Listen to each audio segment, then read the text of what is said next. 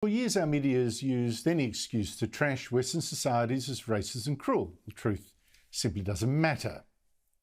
Here, for instance, children are taught that racist white officials stole generations of Aboriginal children from loving homes, up to 100,000 of them. In fact, our courts have not found a single such case. Now, if you think that's impossible, then surely the media wouldn't tell such stories without hard evidence.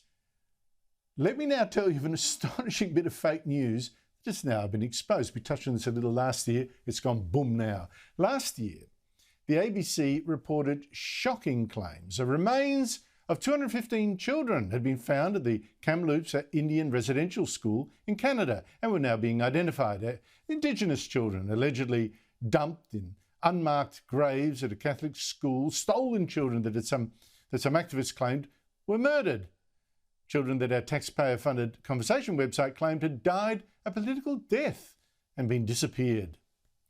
Well, in Canada, those claims proved explosive. Protesters burned down a number of churches, not just Catholic ones, and tore down statues of Queen Victoria and even of Queen Elizabeth, who some activists falsely claimed had visited the school and could be behind these horrible crimes.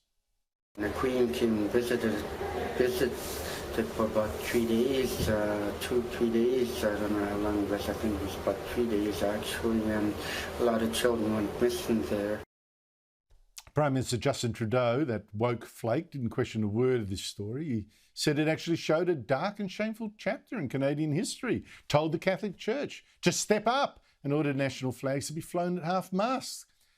He even seemed to excuse the church burning. It is unacceptable and wrong that acts of vandalism and arson are being seen across the country, including against Catholic churches. One of my reflections is I understand the anger that's out there against the federal government, against institutions like the Catholic Church. It is real and it is fully understandable. The Vancouver Art Gallery, meanwhile, laid out 215 pairs of children's shoes as a memorial. Police, protesters, even school children wore and tied orange ribbons in honour of the supposed dead.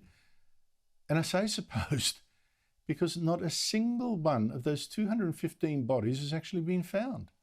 Not one!